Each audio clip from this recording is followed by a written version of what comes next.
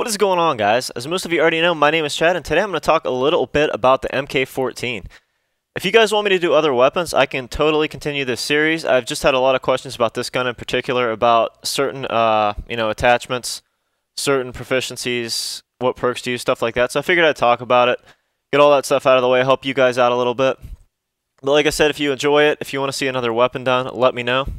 If you haven't subscribed to my channel already and you enjoy stuff like this, if you enjoy multiplayer, if you enjoy Spec Ops, I do all that kind of stuff, check out my channel, subscribe, I'd really appreciate it, and enjoy the video, guys.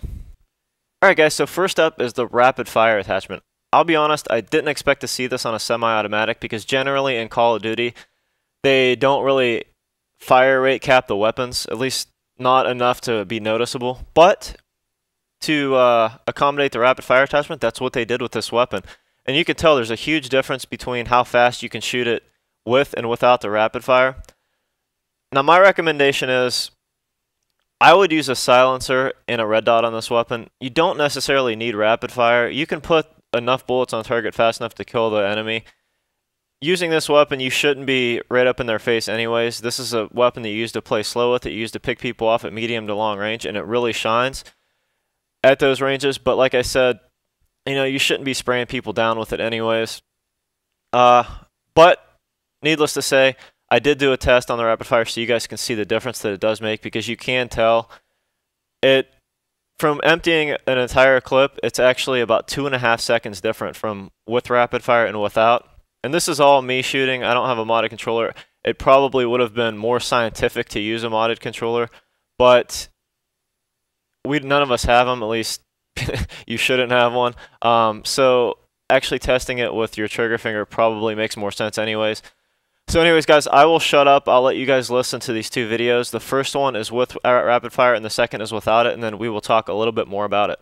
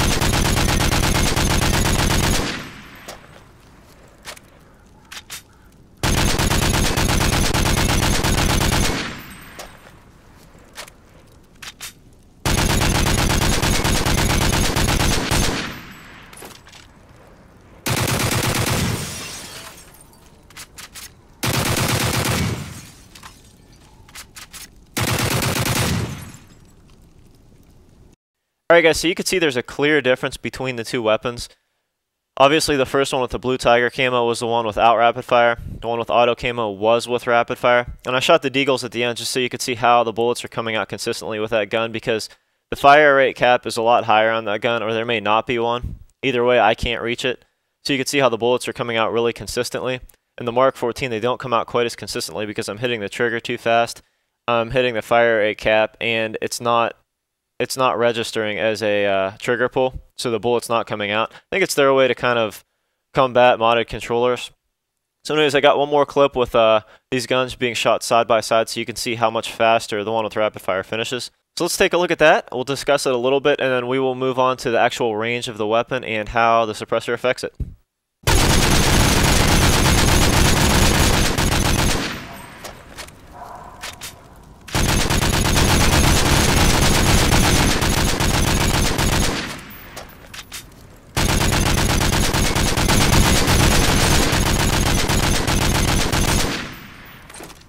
Alright, so no surprise there. The gun on the left with rapid fire finished well ahead of the gun on the right without it. So it does make a difference. My final verdict on this, though, is that I still think in most cases the red dot and the silence are going to be more effective on this weapon. Rapid fire is situational, but in the end it is up to the user. So let's move on to the range and the silencer. Alright guys, so first up I'm going to show you where the range is to get a 2-bullet kill with this, and it actually is a lot further than I expected. What I did was I went on village and I kept shooting until I actually got a 2-bullet kill. I'd move up just a little bit. And as you can see here, there's the first 2-bullet kill. I'm going to put a tactical insertion down after I throw a random Simtex, just so we can see where the 2 bullet range is so we can compare it later on. I'll move back a little bit and shoot him a couple times. As you can see here, it does not kill him. So we got the range down here. There we go. So that insertion is perfect. That's where the 2 bullet range is. I'll shoot him in the head once from this range just so you guys can see that it's not a 1 bullet kill at this range to the head, but it is at other ranges. We'll talk about that in a little bit. I think it takes me a couple shots here to actually hit him. Yes. So anyways, let's move on to the silencer 2-hit range and compare it with and without it. Alright, so here's the silencer 2 bullet range. As you can see, we were just outside of it there. I'm going to move up a little bit, let him heal up, and shoot him again. And there you go. So there's a 2 bullet range. That's the difference. It's probably 20-25 yards difference with the silencer and without it to where you can get into a 2 bullet range. And I do want to talk about the silencer a little bit too. We'll talk about that at the end of the video. This is going to be the 1-shot headshot range without the silencer. There you go. And as you can see, the 1-shot headshot range from where it starts 2-hitting is, I don't know, 30 or 35 yards probably. This is going to be the 1-shot headshot range with the silencer.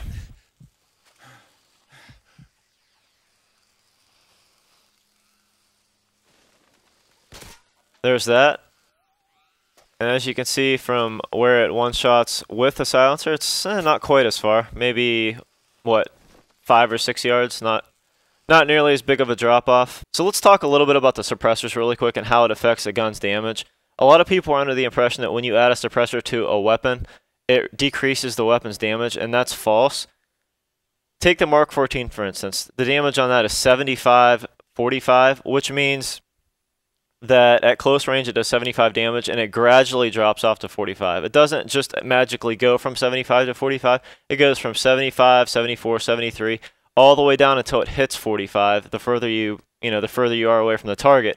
And then once it gets to 45, it levels off, which is why it has such a big 2-hit range, because it has a 30 damage range from where it can 2-hit to where it can't. Or actually, it's 25, because 50 is your last damage where you can 2-hit, because, a character has 100 health, obviously. But when you add a silencer to that, it doesn't reduce that 75. It's still 75-45. What it does is it reduces the range at which it does 75 damage.